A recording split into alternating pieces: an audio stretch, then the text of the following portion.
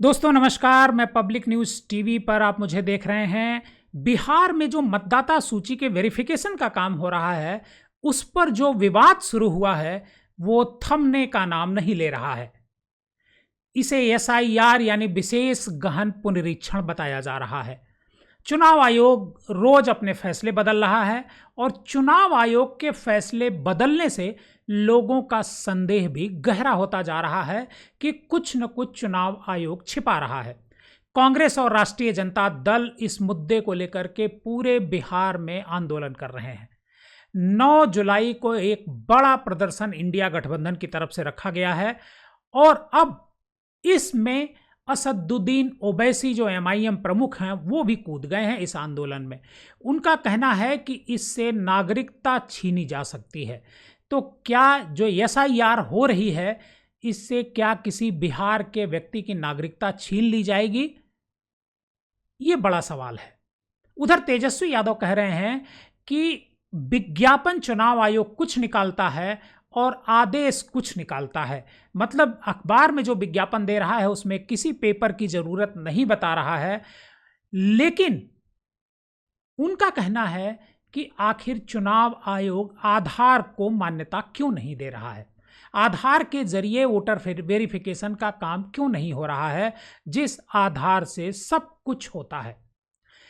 उनका कहना है कि 5 जुलाई को हमने चुनाव आयोग से मुलाकात की थी, उनके सामने अपने सवाल रखे थे। चिंता की बात यह है कि अभी तक चुनाव आयोग हमें स्पष्टता से कुछ भी नहीं बता पाया है। उनका कहना है कि आपको पता है, आज एक प्रेस कॉन्फ्रेंस तेजस्वी यादव करते हैं बिहार पटना में और कहते हैं कि आपको पता है कि बिहार चुनाव आयोग केवल डाकघर की तरह काम कर रहा है, उसे जवाब देने का कोई अधिकार नहीं है। और कल चुनाव आयोग ने 3 अलग अलग निर्देश जारी किए। इससे साबित होता है कि वह खुद भ्रमित है। तेजस्वी यादव कहते हैं कि आयोग के विज्ञापन में कुछ निकलता है और आदेश कुछ निकाला जाता है। विज्ञापन में कहा जाता है कि बिना दस्तावेज के भी गणना भरकर जमा करें, लेकिन आदेश विरोधाभासी निकल जाता है। विज्ञापन के आदेश में काफी अंतर है। नया वोटर कार्ड बनाने के लिए फॉर्म 6 मानक का आधार कार्ड है, लेकिन पुनरीक्षण में आधार कार्ड आखिर क्यों मान्य नहीं है? आयोग हमारी शंकाओं का बिंदुवार जवाब दे, इसका राजनीतिक दुरुपयोग निष्पक्षता के साथ रोकने का उपाय भी करे, ऐसा तेजस्वी यादव कह रहे हैं। तेजस्वी यादव ने कहा कि जो लोग इस काम में लगाए गए हैं वॉलंटियर के तौर पर, वो कौन लोग हैं? सरकारी या गैर सरकारी कर्मचारी, इनकी सूची आयोग को जारी करनी चाहिए।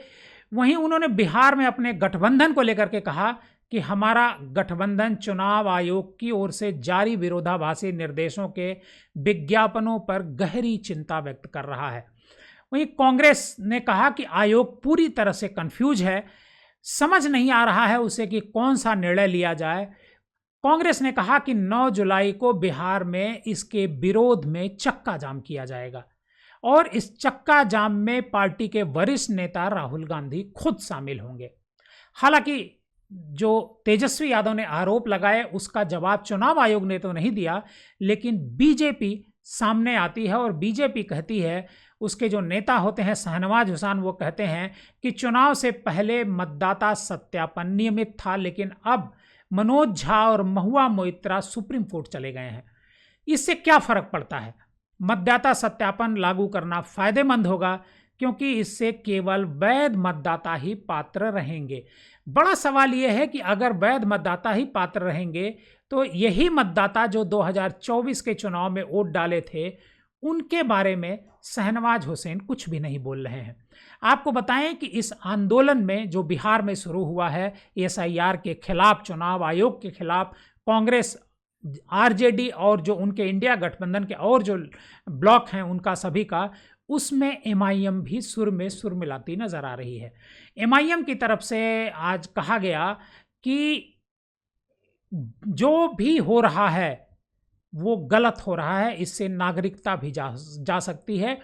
इस बीच जो सुप्रीम कोर्ट में जो वरिष्ठ अधिवक्ता हैं कपिल सिब्बल, वो पहुंचते हैं और कहते हैं कि इस मामले में तुरंत सुनवाई की जाए। कोर्ट ने इस मामले की सुनवाई के लिए 10 जुलाई की तारीख तय की है और ओवैसी कहते हैं कि वोटर लिस्ट रिवीजन से जिन लोगों का नाम हट जाएगा उनकी नागरिकता भी जा सकती है, मतलब ये नागरिकता के लिए किया जा रहा है। सुप्रीम कोर्ट ने वोटर जो रिवीजन प्रक्रिया है उस पर अभी फिलहाल रोक नहीं लगाई है और कहा है कि हमने नोटिस चुनाव आयोग को भेजा है। कपिल सिब्बल जो याचिकाकर्ता हैं उनका कहना था कि इस मामले में चुनाव आयोग ने जो समय सीमा तय की है वह काफ़ी कम है, जिसके चलते लाखों लोग कुछ महीनों में होने वाले विधानसभा चुनाव में शिरकत नहीं कर पाएंगे।